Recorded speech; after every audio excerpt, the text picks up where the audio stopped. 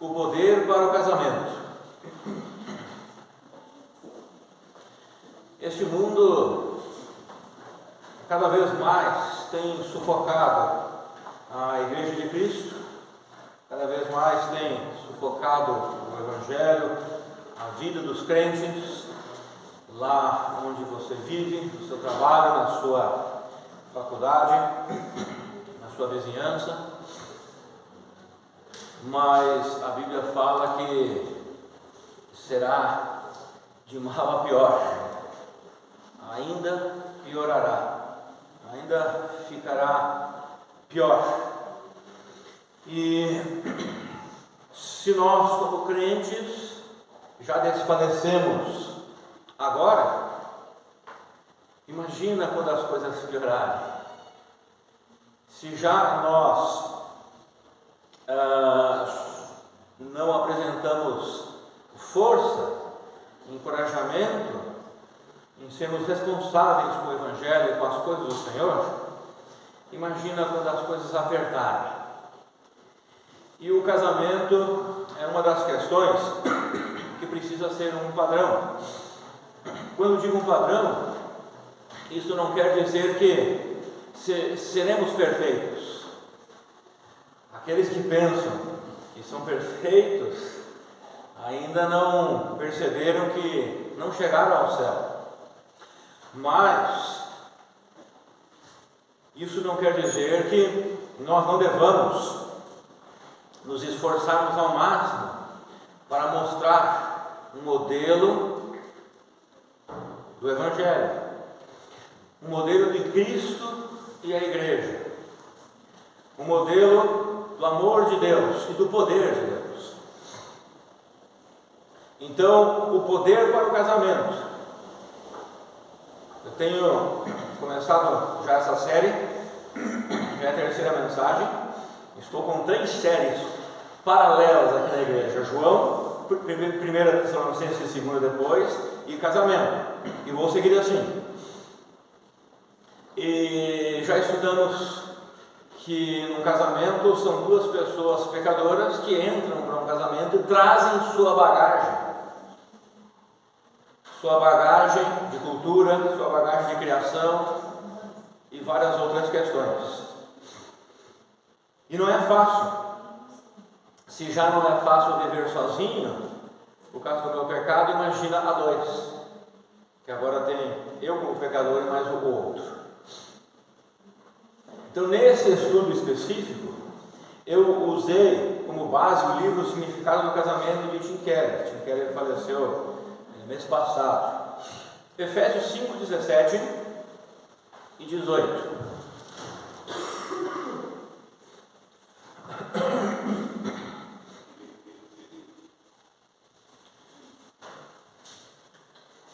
O poder para o casamento. Efésios 5, 17 e 18. Aqueles que procuram viver o seu casamento no seu próprio poder não terão sucesso. Mas aqueles que procuram viver o seu casamento no poder de Deus poderão alcançar sucesso. Portanto, não sejais faltos de juízo, mas buscai compreender qual é a vontade do Senhor. E não vos embriagueis com vinho, que leva à devassidão, mas deixai-vos encher pelo Espírito. Novamente, portanto, não sejais faltos de juízo. Então Paulo está escrevendo, não tenham falta de juízo ou de sabedoria na vida de vocês. E qual é a resposta dele? Como não ser falta de juízo? Ele responde no versículo. Eu não preciso inventar nada, né? Ele diz ali, busquem compreender qual é a vontade do Senhor. Então, uma pessoa que não tem falta de juízo é uma pessoa que busca compreender a vontade de Deus. E como que eu conheço a vontade de Deus? Eu vou em oração e espero um anjo falar comigo. negativo.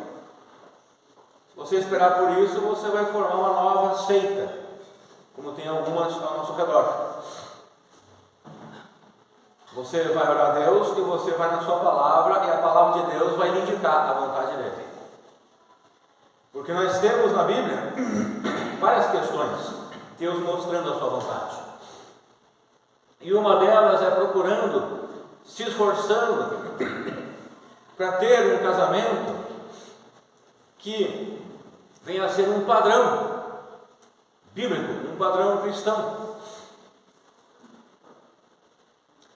E nós já vimos sábado passado, no encontro de casais aqui, vimos também domingo retrasado, que o casamento desde Gênesis, ele foi formado por Deus para representar o mistério do Novo Testamento. Que mistério era esse? Os irmãos podem prestar atenção na mensagem, o pessoal que vai chegando, deixa eles se acomodarem, tá? Que mistério era esse? Qual é o mistério? Cristo é a igreja. Agora veja o versículo 18. E não vos embriagueis com vinho, que leva à devassidão, mas deixai-vos encher pelo Espírito. Quando eu disse no início que o mundo tem sufocado a igreja, é interessante, porque hoje em dia, se um pastor falar que bebida alcoólica não pode ser tomada por um crente, ele é quase expulso, ele é mal visto. Mas a Bíblia está dizendo, não vos embriagueis com vinho. Mas então eu posso não me embriagar? O vinho leva à devassidão, a bebida alcoólica leva à devassidão. Ou seja, um crente não pode usar de bebida alcoólica, de vinho e bebida alcoólica. E podemos conversar isso mais adiante sobre o vinho no Novo Testamento, né? Porque muitos pensam que questões que não se referem à palavra de Deus. E ele diz que o vinho leva à devassidão. Agora ele está... Por que Paulo está falando do vinho? Porque ele quer falar do vinho, da bebida alcoólica aqui? Não. Ele está dando um exemplo. Um exemplo claro. Um exemplo que geralmente os exemplos que são usados são exemplos que havia problema. Porque quando ele quer dizer que não vos embriagueis com vinho, ele está querendo dizer não vos embriagueis com o mundo, com o secular, com tudo o que vem deste mundo. Infelizmente há igrejas hoje em dia que o culto deles é um show, e tem crentes indo para esse show, pecando contra Deus, indo para esse show. Isso é uma vergonha para o Evangelho, porque no Novo Testamento não ensina isso. Mas o que? O segredo é aqui, não se contaminem com o mundo. Você tem se contaminado com o mundo? Quando ele diz aqui, não vos embriagueis com vinho, ele está querendo dizer isso. Ele deu esse exemplo porque, como eu falei, esse exemplo era algo, um problema naquele meio. Então ele cita esse exemplo, mas não se contamine com esse mundo. Crentes estão se contaminando com esse mundo. E eles colocam nas redes sociais ainda como se fossem deuses, como se fossem livres para fazer o que quisessem. São merecedores da disciplina do Senhor e da disciplina da igreja, se isso chegar a público. Mas o que ele diz? Deixai-vos encher pelo Espírito.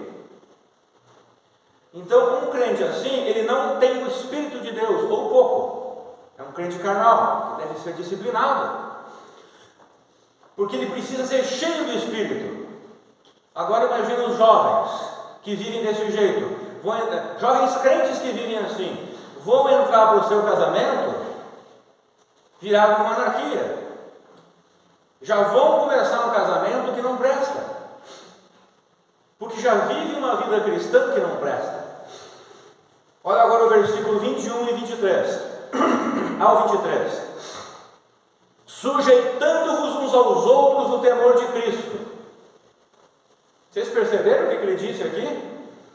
E não vos embriagueis com vinho, que eleva a devassidão, mas enchei-vos pelo Espírito. Deixai-vos encher pelo Espírito, na verdade. Eu preciso deixar. Então, um crente, ele pode não deixar o Espírito Santo controlar a sua vida.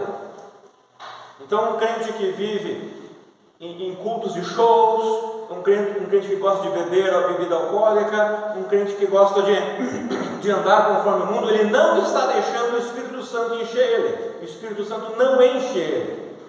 O Espírito Santo não faz parte da vida dele como deveria ser. E logo em seguida, no mesmo texto, o versículo 21 diz: sujeitai-vos uns aos outros no temor de Cristo, caminhando na vida conjugal. É o título para o próximo versículo. E daí ele vem e diz agora aqui, entrando na vida conjugal: esposas, cada um de vocês respeitai o vosso marido, ou seja, submissas ao vosso marido. Ah, pastor, que esse versículo está errado. Vou explicar o que é isso aqui, tá? Não tem nada a ver com escravidão, não tem nada a ver com injustiça. Porque o versículo 21, Paulo diz para a igreja de Éfeso: sujeitai-vos uns aos outros, ou seja, todos devem se sujeitar a todos, em certo sentido, em certo grau. Se o marido é crente e a esposa é crente, um deve se sujeitar ao outro. Mas, o versículo 22, esposas, cada uma de vós respeitai, ou se sujeitai ao vosso marido, não é assim, dependendo da tradução, tá? Eu quero explicar isso. Porque vocês são submissas ao Senhor Jesus. Ou seja, porque vocês são submissas a uma autoridade maior que vocês, que é o Senhor Jesus, sujeitai-vos também ao vosso marido, que Deus tem colocado como autoridade no lar. E o 23 ele responde: porque o marido é o cabeça da esposa, assim como Cristo é o cabeça da igreja, que é o seu corpo, do qual ele é o Salvador. Agora veja o versículo 22 novamente, na atualizada eu vou ler: as mulheres sejam submissas ao seu próprio marido, como ao Senhor. Então eu quero dar aqui uma pequena explicação sobre o sujeitar-se nos versículos 21 e 22. Mas o cerne desse estudo estará no final do versículo 18: deixai-vos encher pelo Espírito. Tá? Esse é o cerne. Mas eu preciso fazer aqui um parênteses e explicar sobre esse se sujeitar. O verbo no original para sujeição é rupotasso, tá? Uma palavra que não soa bonita para o português, rupotasso, no grego. E ela é encontrada nos manuscritos gregos do verso 21, tá? Verso 21 é encontrado rupotasso, sujeitai-vos. Nos manuscritos é encontrada no 21, mas no verso 22 ela não é encontrada em todos os manuscritos, em alguns sim, em outros não. Ah, pastor, então quer dizer que a mulher não precisa sujeitar ao seu marido? É claro que se o marido é um pecador contumaz, né, é um homem violento, é um homem desregrado, com certeza que não, ela deve sujeitar ao Senhor, né? Mas não é isso que Paulo está dizendo. Então, jogue fora essa ideia. Paulo não está dizendo assim: olha, vocês devem se sujeitar aos maridos que não prestam. Paulo não está dizendo isso. Então, jogue fora essa ideia, que é uma ideia carnal. O texto está falando diferente. O texto está dizendo: mulheres, sujeitem aos seus maridos. E Paulo está seguindo aqui uma proposição em que ambos, o marido e a mulher, são cheios do Espírito Santo. Paulo ele olha para o marido e para a mulher, para esse casal, como cheios do Espírito Santo. E aí Paulo diz: sujeitai-vos à vossa mulher. E Paulo também diz: maridos, amai, sujeitai ao vosso marido, né? E Paulo diz: maridos, amai a vossa esposa. E esse amar não é um amar sentimental, mas é um amar em que eu cumpro não só cumprindo as obrigações, mas eu realmente faço aquilo com abnegação, me abnegando. Mas se não está em alguns manuscritos, eu preciso me sujeitar? Ainda não. Porque se você ler todo o contexto, você vai observar que o versículo 22 quer dizer exatamente as esposas sujeitarem aos seus próprios maridos. Nos manuscritos, sem essa palavra, literalmente fica da seguinte forma: as mulheres aos próprios maridos como ao Senhor. Fica assim, em português, tá? Aqueles manuscritos que não tem a palavra hupotasso, o versículo em português fica assim: as mulheres aos próprios maridos como ao Senhor. Não faz sentido, né? Só que você não lê a Bíblia versículo só, pega um versículo, isola ele e pronto. Versículos e capítulos foram colocados na Bíblia ali depois da imprensa de Gutenberg, lá, eu não lembro a data. A Bíblia não foi escrita com capítulos e versículos, né? Ela foi escrita sem essa numeração. Essa numeração foi colocada depois para nos ajudar. Agora, se nós colocarmos o verso 21 e o 22 juntos, lembra, ó, eu li só o 22, tá?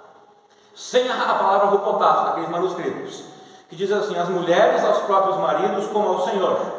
Não faz nenhum sentido. Agora eu vou inserir o versículo 21 junto com o 22 e veja como fica: sujeitando-vos uns aos outros no temor de Deus, as mulheres aos próprios maridos como ao Senhor.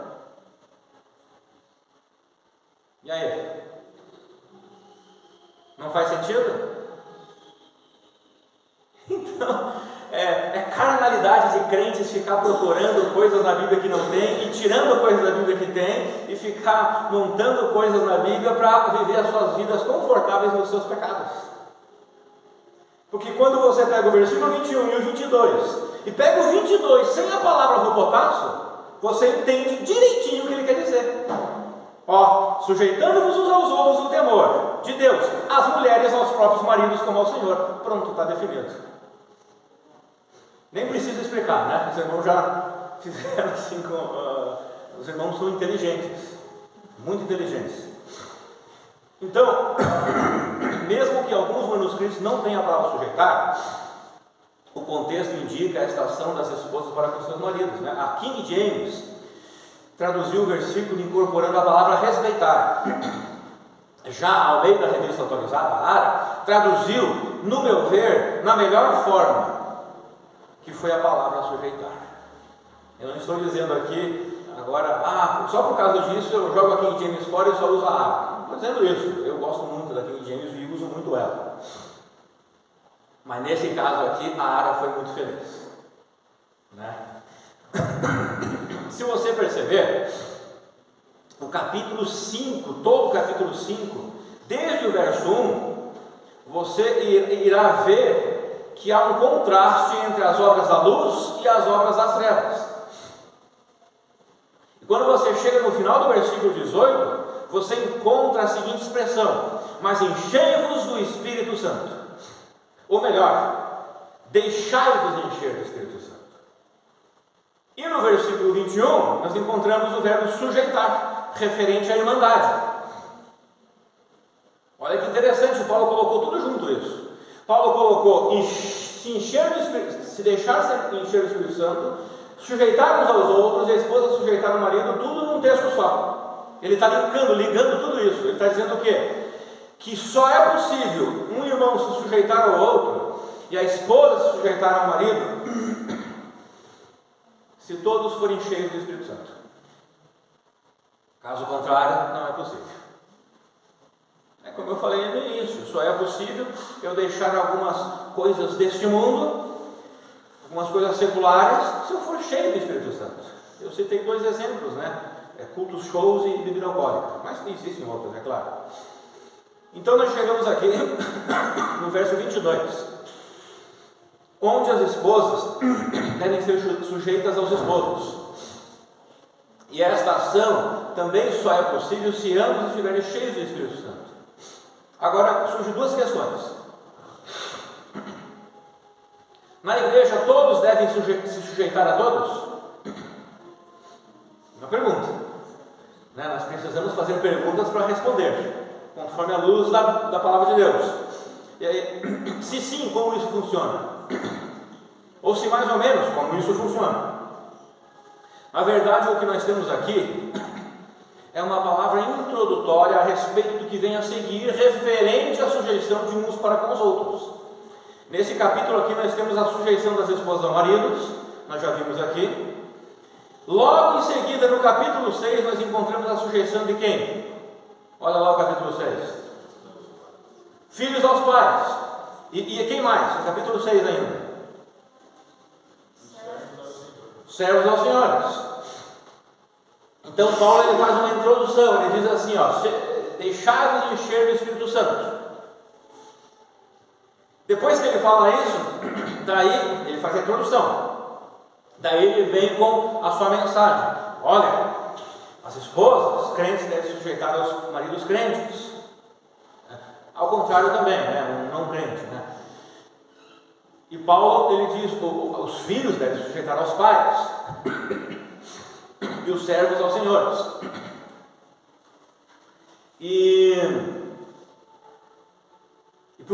Então Paulo fala a sua mensagem, mas antes da introdução ele falou o quê? Sejam cheios do Espírito Santo. Ou seja, essas 3 classes de sujeição, ele fala na igreja sujeitados uns aos outros também, Essas 4 classes de sujeição só é possível através da introdução que ele dá. Ser cheio do Espírito Santo. Então a questão da sujeição de uns para com os outros, ela está relacionada à autoridade. Nada parece indicar que todos na igreja devem se sujeitar a todos. É claro que encontramos um texto na Bíblia que todos devem ter atenção também para os interesses dos outros, Filipenses 2,4. Cada um zele, não apenas por seus próprios interesses, mas igualmente pelos interesses dos outros. Mas isto não é a mesma coisa do que sujeição. Lembra que Paulo disse, mulheres se sujeitam aos seus maridos, porque vocês já se sujeitam a Cristo, o Senhor. Cristo, o Senhor, é uma autoridade. O marido, Deus tem colocado como uma autoridade no lar. O pai é uma autoridade sobre o filho. O filho deve honrar um pai. O filho que não honra um pai, que não obedece um pai, é um filho desobediente ao Senhor. Servos devem se sujeitar aos seus senhores, porque o contrário é desobediência ao Senhor Deus. Os senhores são autoridades sobre os seus servos. Então a sujeição da esposa para com o marido é diferente da sujeição do marido para com a esposa. Vocês perceberam o que eu falei? Existe uma sujeição do marido para com a esposa, e a Bíblia diz, não diz ali no versículo 21, nós lemos, é isso, sujeitando-vos uns aos outros no temor de Cristo. O marido se sujeita à esposa em termos de servi-la, com amor, com respeito, com cuidado e com proteção. A sujeição da esposa está relacionada com a autoridade do marido sobre ela. Não é uma sujeição de uma autoridade injusta ou ditatorial, não é isso. É como a relação de sujeição e autoridade entre filhos e pais, é parecido. Entre servos e senhores. Um senhor injusto, o servo pode ir lá na justiça procurar os seus direitos? O senhor não está pagando o salário, está abusando do servo, ele pode? É óbvio que pode, tá? Com certeza que pode. Um filho que está sendo abusado pelos pais, não estou falando na área sexual, mas outros tipos de abusos, esses pais aqui, eles devem ser disciplinados pela justiça? Com certeza. É por isso que nós temos o governo, para que a sociedade não vire uma anarquia. Mas Paulo não está se referindo a isso. Paulo está se referindo a pais cristãos, filhos cristãos, esposos cristãos, esposas cristãs, servos cristãos e senhores cristãos. Ele está se referindo a pessoas que conhecem o Evangelho, que conhecem Cristo, que têm Cristo em sua vida. E daí Paulo tem a total liberdade de dizer: filhos, se sujeitem a seus pais, esposas aos seus maridos, servos aos seus senhores. Porque Paulo está pressupondo aqui que todos, como cristãos, todos têm o Espírito Santo.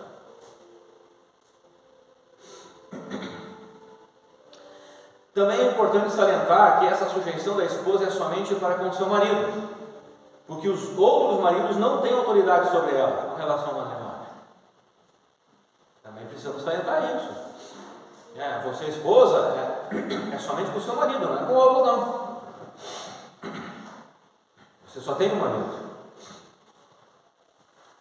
É claro que existem outras autoridades que nós devemos nos sujeitar, tanto na igreja, temos pastores, missionários, diáconos e outras autoridades, como na comunidade, que nós devemos nos sujeitar, mas é diferente a sujeição de uma esposa para com seu marido, com relação à esposa para com seu pastor, né? É diferente, são autoridades diferentes. Feito isso, irmãos, eu quero direcionar vocês, então, para o poder, para o casamento que nós encontramos no final do versículo 18, o ser cheio do Espírito Santo. Ambos os cônjuges devem ser cheios do Espírito Santo para que o casamento seja uma bênção. No versículo 21 nós podemos dizer que encontramos o nível mais alto de ser cheio do Espírito Santo, que é a renúncia do orgulho e a renúncia da obstinação. O versículo 28 diz: sujeitando-vos uns aos outros. Ora, isto é a renúncia do meu orgulho e da minha obstinação. Então eu não posso ser um crente obstinado, um filho de Deus obstinado no pecado, nos meus pensamentos anticristãos, antibíblicos. O orgulho e a obstinação levam a pessoa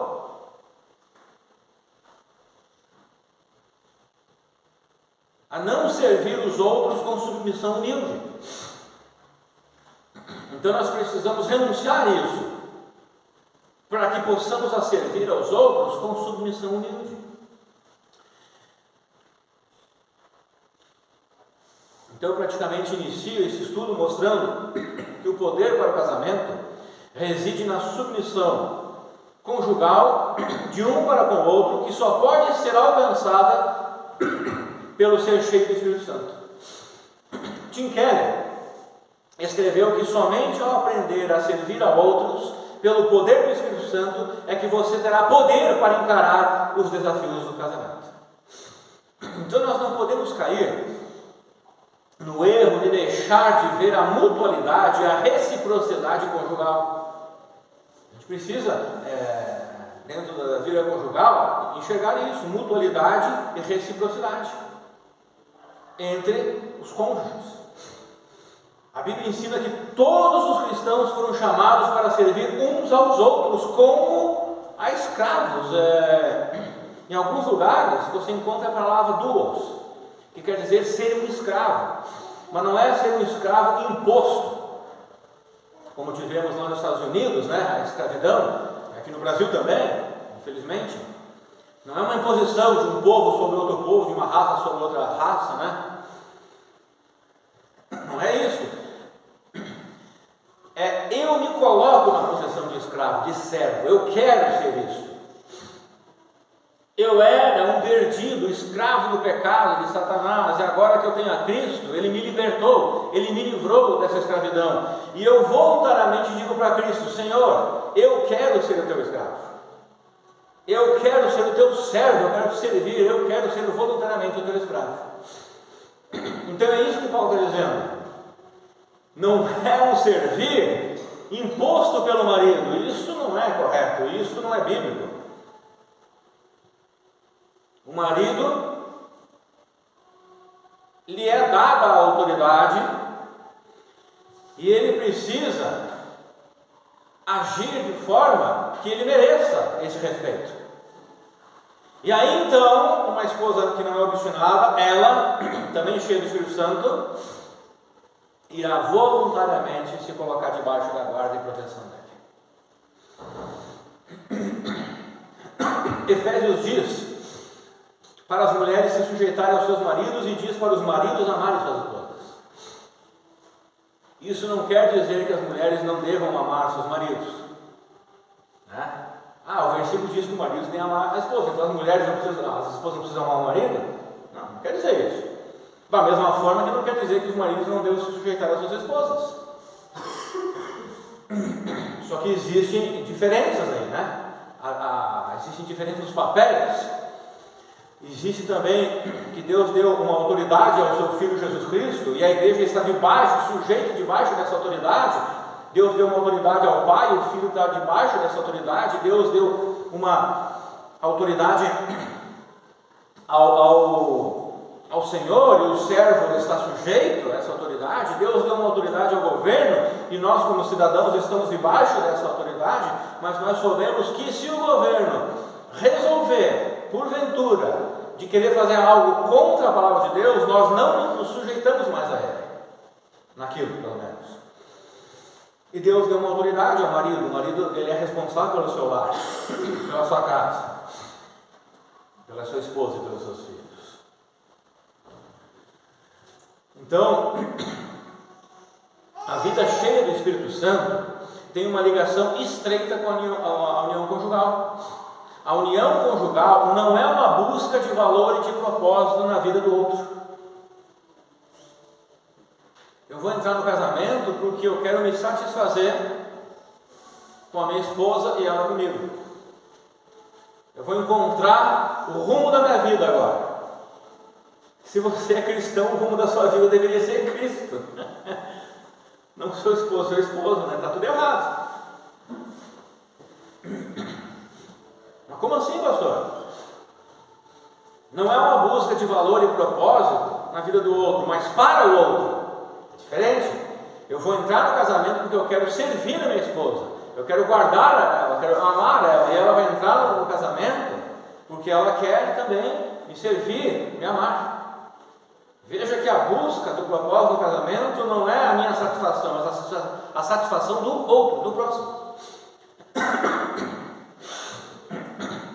Uma união entre duas pessoas carentes só poderá resultar em carência.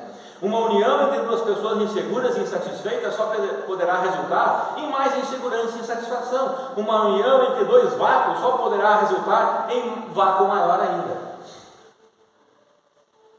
Por isso, entre no seu casamento cheio do Espírito Santo e procure um cônjuge cheio do Espírito Santo.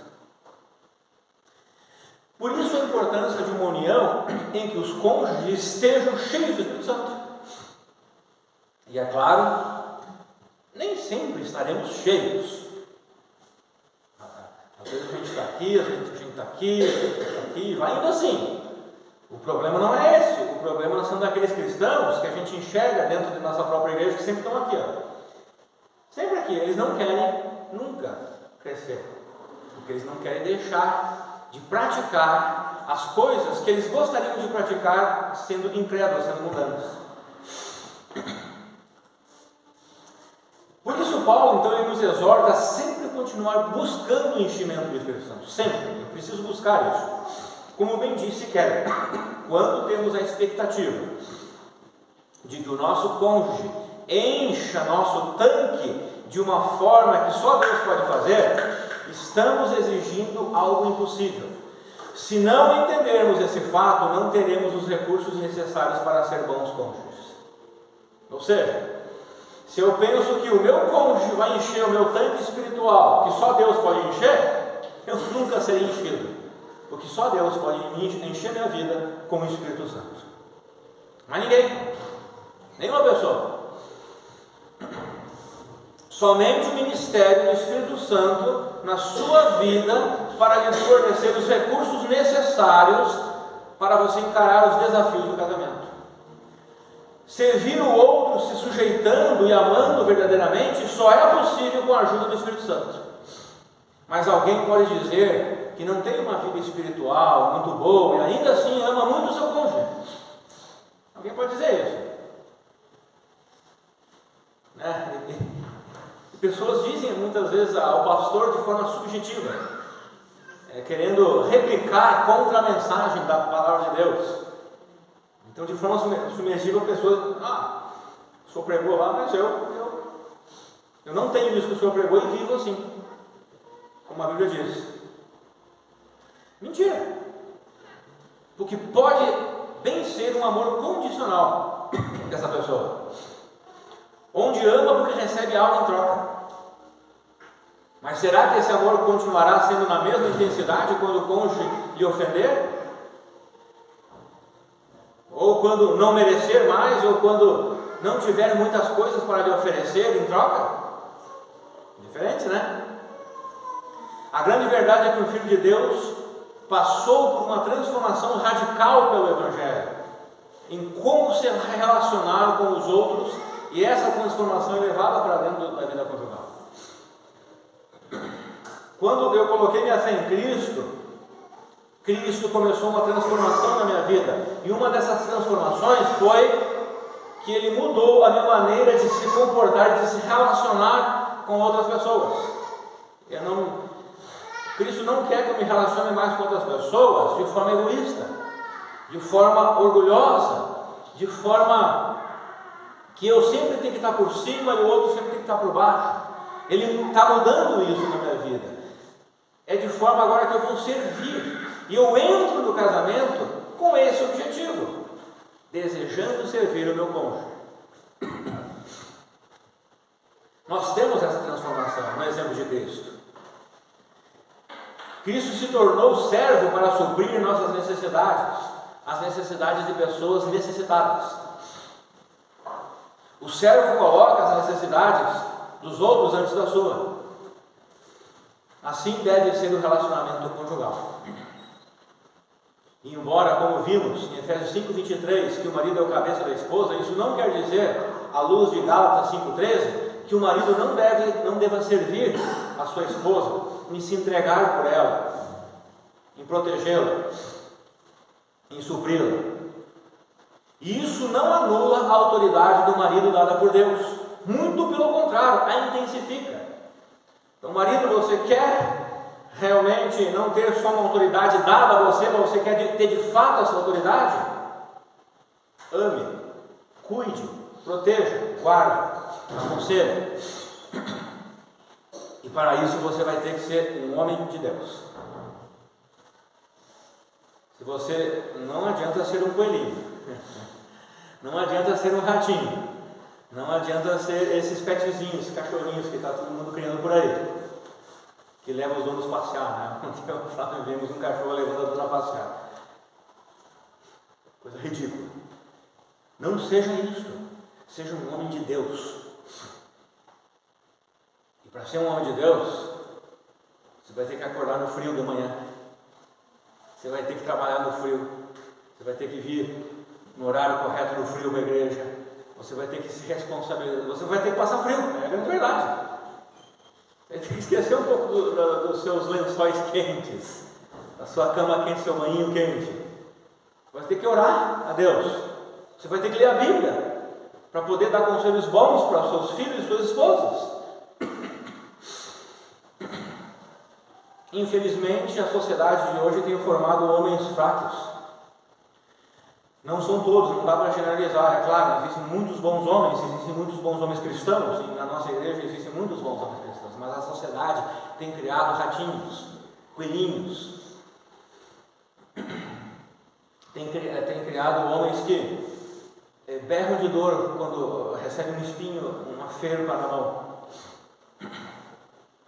e tem sido uns molengas. Mulheres têm sido mais fortes do que esposas. Qualquer gripinha, não consigo fazer mais nada na vida. Qualquer gripinha. Hoje de manhã estou pregando aqui, à tarde vou para um concurso e à noite vou pregar novamente. A Rafa perguntou: por que você não pediu para alguém pregar no seu lugar? Eu esqueci, mas eu aguento. Porque a gente tem saúde. A gente não é uns fracotes. A A gente lê a Bíblia durante a semana e procura colocar a mente e fazer a mente esquentar e sair fumaça para entender o que a Bíblia está falando, para que eu ensine minha esposa e meus filhos. E não deixe minha esposa e meus filhos serem tragados por esse mundo. Porque tem pais cristãos deixando os filhos e as esposas se sujarem neste mundo. Que família é esta? Não é uma família cristã, não é uma família padrão. Gálatas 5,13 diz: caros irmãos, fostes chamados para a liberdade. Todavia, não useis da liberdade como desculpa para vos franquear a carne.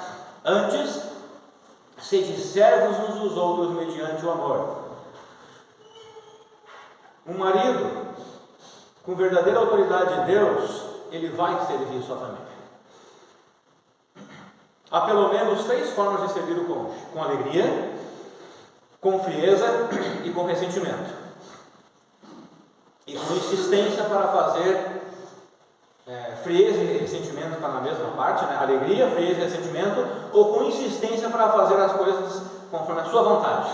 Então ele vai forçar a esposa e os filhos para que as coisas saiam conforme ele quer.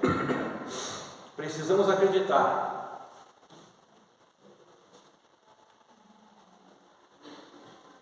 com o Evangelho,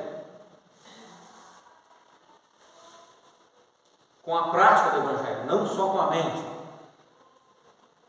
Nós precisamos acreditar também com o coração para praticar o Evangelho em nossas vidas. A maior barreira para se desenvolver uma atitude de servo no casamento é o egocentrismo, o qual está presente em todos os casamentos, porque está presente em nossas vidas. E quando casamos, levamos para dentro do nosso casamento como um pacote indesejado. Por isso, cada cônjuge deve se retirar do centro das atenções da vida conjugal. É uma questão de prática. E essa questão de prática só é possível pela transformação do Evangelho em nossos corações. Feita pelo Espírito Santo, precisamos de ajuda sobrenatural para a nossa vida conjugal. É impossível encontrar felicidade no casamento que é resultante, quer dizer, é possível encontrar felicidade no casamento que é resultante de servir o cônjuge. Quando cada um coloca a felicidade do outro acima da sua, acaba descobrindo que ele mesmo é feliz por ver e fazer o seu cônjuge feliz. É uma alegria que nasce de dar alegria. A grande verdade, irmãos, é que pessoas que não servem nunca serão satisfeitas. Faça o teste. Atos 20:35 diz: por meio de todas as minhas realizações, tenho-vos mostrado que, mediante trabalho árduo, devemos cooperar com os necessitados, lembrando as palavras do próprio Senhor Jesus Cristo. O que Jesus Cristo falou? É mais bem-aventurado dar do que receber, é mais feliz dar do que receber.